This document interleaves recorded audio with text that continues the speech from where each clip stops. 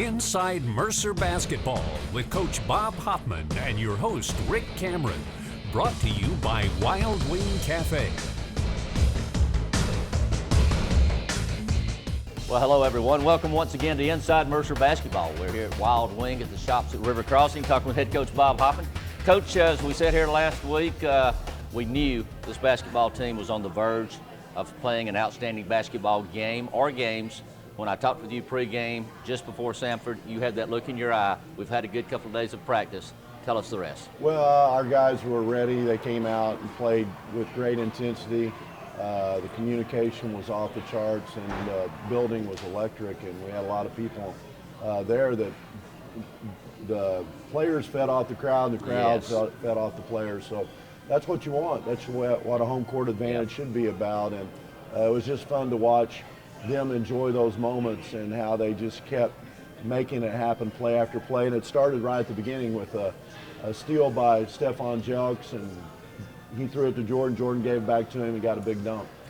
Coach, what did you sense in those couple of practices just before that game? You were on to something. I could tell by the look on your face. Well, I knew we were close in the two games we lost. At Furman, one possession. At Western Carolina, one possession. And I knew our guys were itching to get back out on the floor and prove something. And so when we got that opportunity, we kind of tried to free them up a little bit where they could go in the flow and just go play. And I thought that they really responded and they were ready to go. But I thought our practices were intense.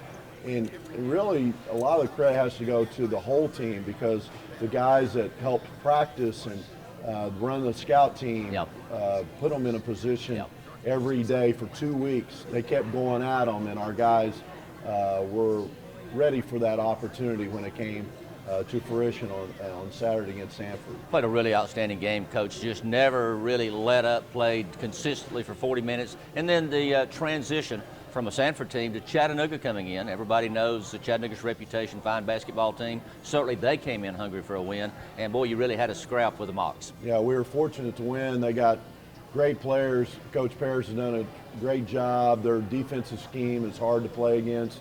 Brought it from Wisconsin, been there for a long time. They're stingy in all that they do. We had a hard time making some passes early on that were available to us. They got deflections, and we got a little hesitant as the game wore on, and it got tighter and tighter, and became almost impossible to get a shot. And really, we did the same to them, and it was just down to the last possession, and that's exactly what transpired. We were fortunate, though. We were able to make a couple plays, and Jordan got a big charge at the end of overtime for us to get it done. You really have to give the Chattanooga players credit. They were coming off of an overtime game at the Citadel. Some of those guys played 44, 45 minutes. 3 of their starters played 45 minutes in the game against us. No doubt about it. And they were ready to play, and you can tell their conditioning's fantastic, and players want to play. Oh, yeah. And so when they get those opportunities to be out there, and you can tell by their stat line, when you play that many minutes, opportunities are even greater, and they responded. And I think they're going to continue to get better. They probably get London back, who's another tremendous athlete, good offensive player. And we talked about he was a pro. Absolutely. He will be a pro.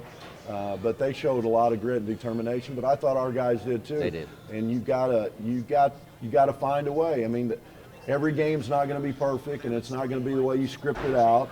You got to respond, you got to react, you got to be ready for whatever the changing circumstances are. And I thought we finally found a way to get it done, and really that's what you're going to remember going out of it. And instead of remembering how we could have got this or we could have done this, but we didn't, now we remember we did find a way to get it done, and that's a fantastic finish for us after we've lost 4 games this year already just like that. As a result of those 2 games, Coach, what about our Sonic Player of the Week?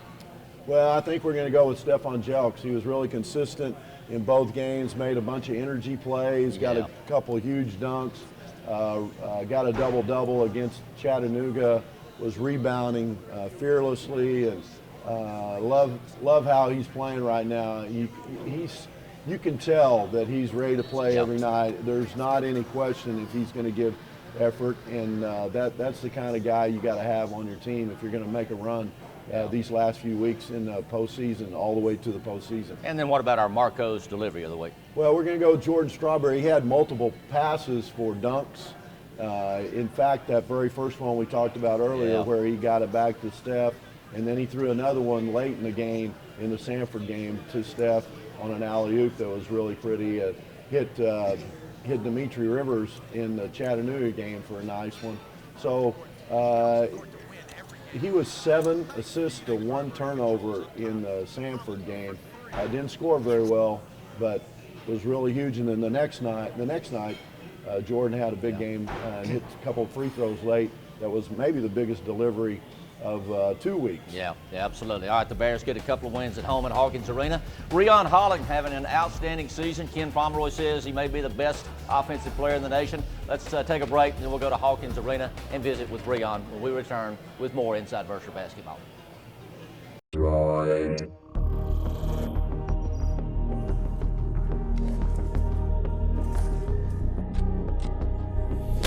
DNA augmentation initiated.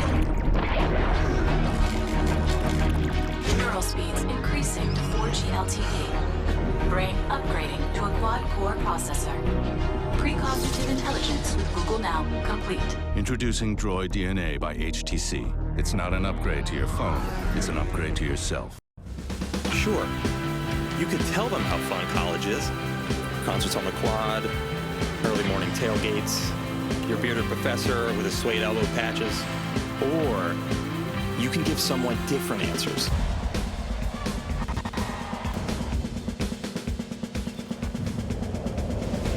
So go ahead and get ready for the typical questions, but know that Mercer has given you anything but typical answers. Well, we're back at Hawkins Arena as we continue with our Inside Mercer Basketball this week. We're in the team room with the Mercer men's basketball team. We're joined by our senior guard, Rion Holland, out of Fayetteville, North Carolina. Rion, as I say the word senior, how's that hitting home, knowing here you are, a culmination of a great career? It sounds weird. You know, I had a long career at different places, so it's coming to an end now, but it doesn't sound too bad, I guess. Rion, let's talk about the player that you are. Let's first talk offensively. You know, you're one of those rare guys that you get the ball in your hands, you can produce points in so many different ways. You can pop a three, you can drop back, you can slash through the lane. Tell us about, at an early age, how you developed what you do with a basketball in your hands. At an early age, I was basically just a shooter. I could really shoot, so that's what I focused on. And as I got older and older, I used my shot to get people off balance so I could do other things. So I used my shot as a way to get people off balance so I can go by them. So I just found different ways to score branching off of my shot. Yeah, but as a complete player, you are not, by no means, just an offensive player. You're one of those guys that will sacrifice your body to take a charge, play defensively, all over the court. How would you describe your game? Just a competitor.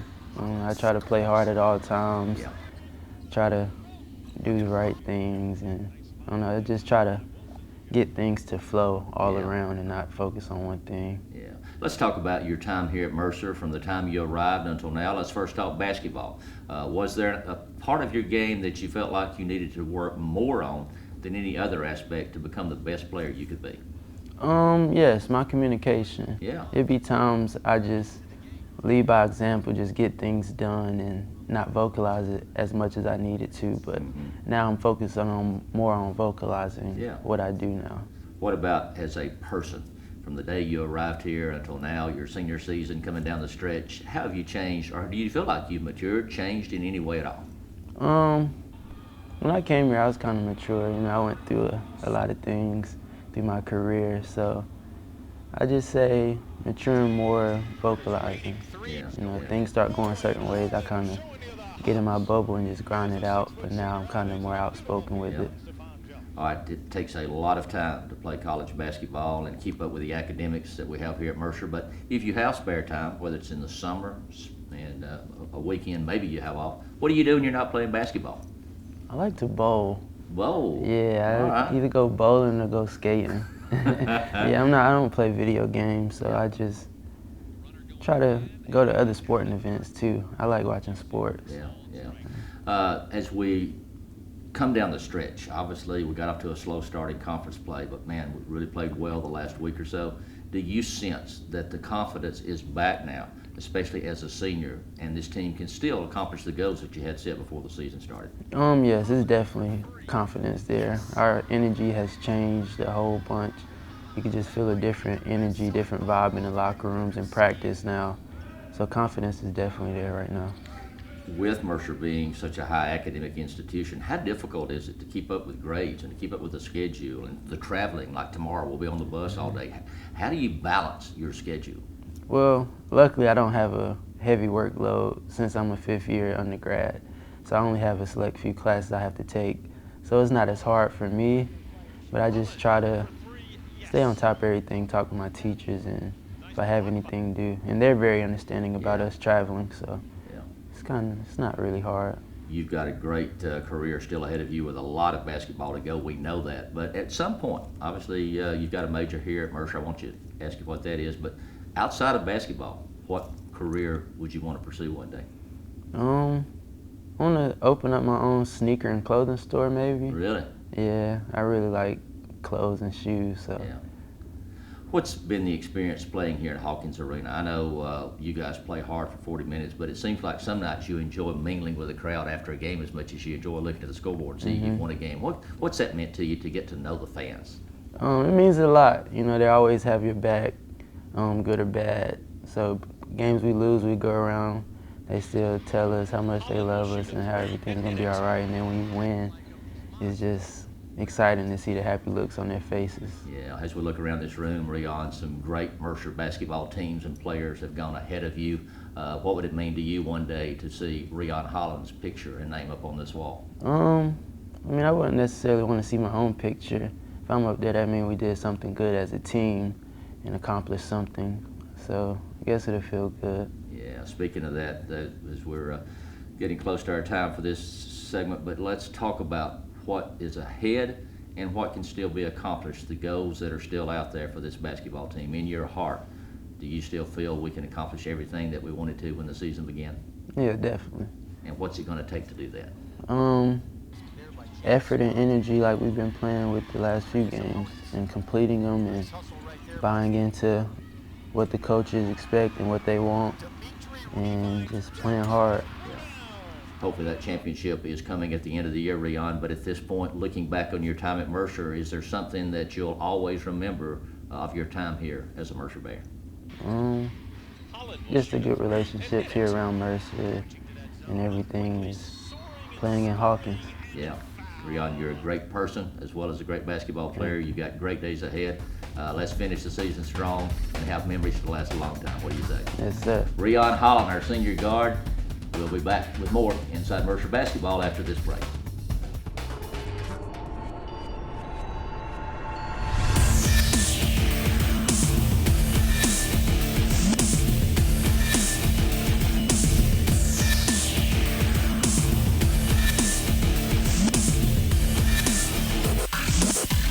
Over 3,000 new cars, over 1,500 used cars. Come experience the difference. Hey, all you Bear fans, I know we're having a great time at this game. It's exciting, fun. We're getting after it. If you want to have a good time after this game, you need to go over to Margaritas in Mercer Village. They have amazing Mexican food and they're going to take care of you. All kinds of specials. You can find what you want. Look at my body, it's working good for me. Come on over and check them out at Mercer Village, Margaritas.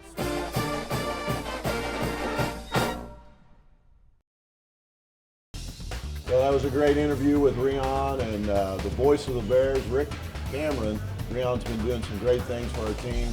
Amazing how he's able to get shots off, so athletic, can get to the basket. And another guy that's helped our program over a lot of years, Matt Brownback, joins us. He's working as an academic counselor to our athletes and a lot of what other teams are you helping right now? I'm in charge of football and baseball, men's and women's tennis. So, and So just running 12 sports? Yeah, it seems that way sometimes. Yes, So sir. how did you end up in the exact job you're at right now, and let's talk about that right now. Then we're going to go back and chronicle where you've been and all those other things. All right, the job I'm in now is a graduate assistant, of course, with the program for a couple years, and wanted to really mix my education background with being in college athletics, and Mercer had a spot open up, and so here I am. I know the last few semesters you've had an impact on our athletes and done a great job with our guys, and we've had some of the best semesters we've had forever. Right. I mean, it's been amazing what's transpired. I know we got some guys working really hard. Tell me what specifically, when a guy comes in, what are the things that you try to help them with and get to the right places for help? Well, the biggest part of our job, I would say, is building relationships with these guys. The first thing we do is sit down and talk about, how they study, how they spend their time, what their background is and what they like and dislike. And we really try to match up personalities with different professors and different classes to make sure that they're on the right track and doing what they're doing.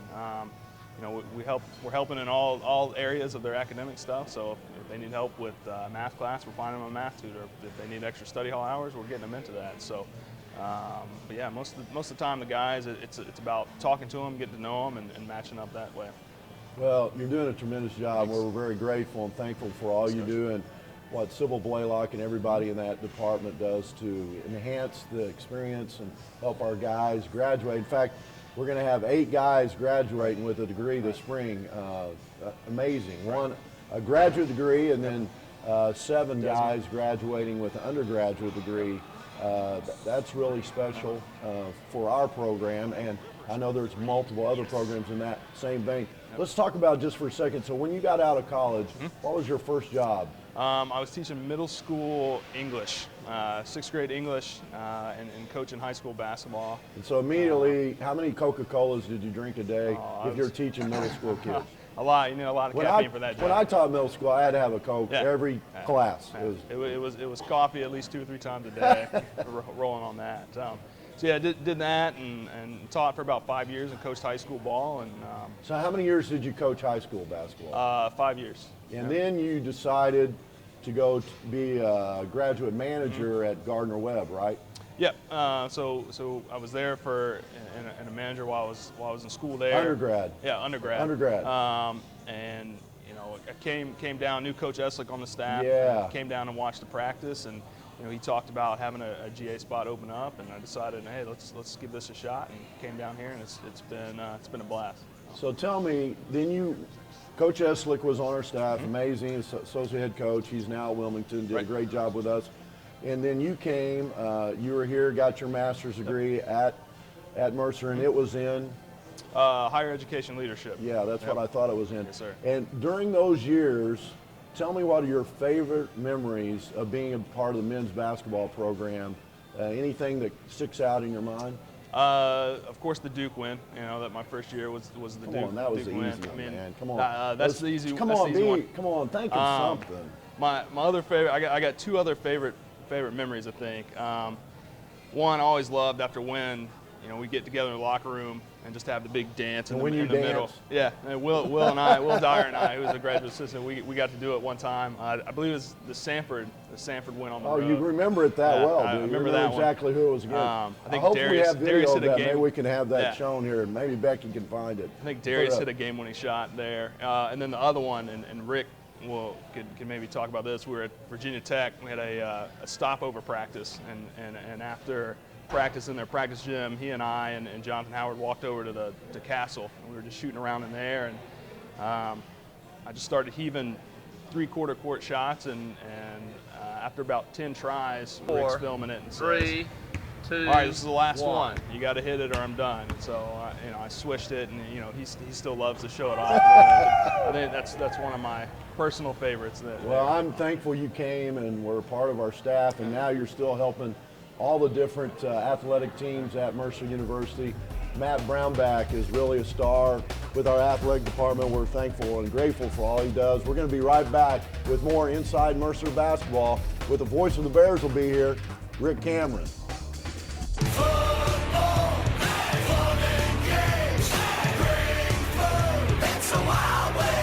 So here's the game plan. Rush into the Wild Wing Café and tackle one of our new steakhouse burgers. 100% Angus, 100% great. It's an all-star lineup that can win you tickets to the biggest games of the year. Where?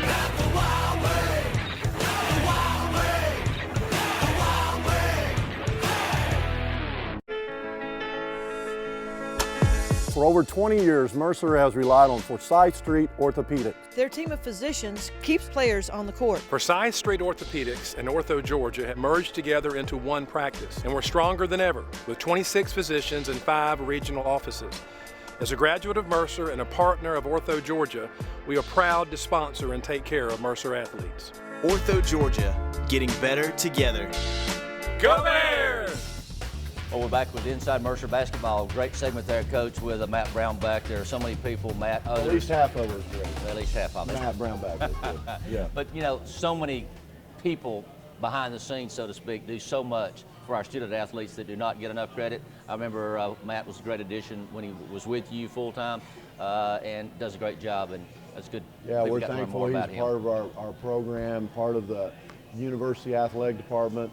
He's been a great asset, no doubt about it. All right, Coach, let's take a look at the SoCon, and then we'll take a look at our 2 games coming up this week. Let's start the standings as we look at them today. ETSU's 5-0, Furman 4-1, UNCG and Wofford 3-1, Western Carolina 4-2, Sanford 3-2, the Bears with 2 wins now 2-3, Citadel 1-4, VMI 0-5, Chattanooga 0-6, but ETSU and Furman are about to play each other. Yeah, I mean, there are just a lot of good teams. I mean, as we've already experienced, it really doesn't matter about your record. You better be ready to play. Absolutely. No matter where you're playing, home or away, anybody can get anybody. And I've mentioned this a couple times this season, but I really think the depth of the league is unprecedented. I think there's just, all you have to do is look at scores and where the scores are happening, and it's about matchups, styles of play. There's a lot of things going into it, but a lot of teams can get beat on any given night.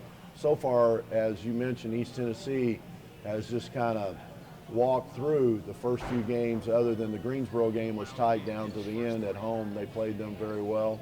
But you never know what's going to translate. I mean, there's so many games left. So I would say East Tennessee definitely is playing the best of anybody at this point. Furman and Wofford's had some great moments, and Greensboro too. Yeah. But I love East Tennessee State's team, how they fit together. Coach Forbes done a great job with them. But we're all going to be ready, and we're going to give our best shot. I still think there's some crazy things can happen in the league. To support that, Coach, as a fan, as it gets toward the end of the season, a lot of us will start talking as we look at the tournament. Well, who's a team we might want to play in the tournament, thinking you have better matchups? I don't know of any one team that I would pick out and say, boy, I hope we play those the first round. No, I don't think anybody would. I don't think there's anybody you would pick. Yeah. And you're right, and I think every team would kind of feel the same way. It's just a really balanced league with a lot of good players and good coaches. All right, let's preview our 2 upcoming games. Road games, got the long bus trip. Go to Lexington, Virginia, and the VMI in the snow and ice, in the snow and ice and cold temperatures. VMI up first. Give us the preview of VMI. Well, I mean, they got some really good guards. Parham and Smith are quick, athletic. Parham's a freshman. He's scoring at a really high rate. Coach Earl has these guys playing hard. They had Greensboro lost at the buzzer. They had a chance to beat Western Carolina on Monday night, got right down to the end, missed 2 layups to win the game at Western Carolina. So, I mean, you got to be ready to play. And so they have multiple three-point shooters. They're going to run some matchup zone. They run a bunch of Princeton offensive concepts, which you got to protect the back cuts. You got to make sure you're there on contesting shooters, and then you got to block them out. So that'll be really important for us going into that game. And then following that game, we'll make the trip over to Greensboro, a very good UNCG team. Yeah, Alonzo, one of the best shooters in the country. We have 3 or 4 of them in the league, and he's definitely one of them. And then Marvin Smith is playing really good. He's the most consistent second player on that team. They have multiple other guys that are really playing well. But, you know, I haven't really looked at them completely yet, getting ready for VMI, but they had a great win against NC State earlier in the year, and they got a really talented team that I like their pieces, and you can tell by how they're playing, the confidence they have in what they're trying to accomplish. Yeah. Coach, as we get ready to depart on this road trip, what do you know about your basketball team today that you didn't know before we went into conference play? Well, I think the resiliency of being able to come back, suffering the losses we did on the road, starting off 0-3, that's not an easy thing. And expectations really high of doing something special, and then you start off 0-3. Now what are you going to do? Yeah. And so their mindset of coming to work every day in the midst of that, to me, that shows a lot of character of who they are and what they want to do. And that's what we're going to have to continue to hang our hat on and keep working on those specific things that we've got to get better at, and that's guarding the ball, getting our rotations right, and rebounding the ball. And if we can continue to do that, and we've changed a few concepts that we were doing earlier in the year. I like what we're trending to, but to me, that was the biggest thing I like about our team, how they've bounced back after starting out 0-3 in league, which is not an easy thing. Yeah. Especially when, by the coaches, you were picked number 1. Yeah. Well, it certainly makes it more fun, not coming to work, but coming to practice after a couple of wins. No doubt about it. No doubt about it. It's been a tough games. We've had some tough practices, but the great thing is there's 13 still games ahead of us that we can continue to get better, getting ready for that conference tournament. And who knows, we still have a chance for the conference regular season championship. Absolutely. Bears are on a roll. They've won 2 in a row. We're headed on the road for 2 games this week. We'll be back again next week, let you know how we did at VMI and UNCG. Thanks for being with us for Inside Mercer Basketball.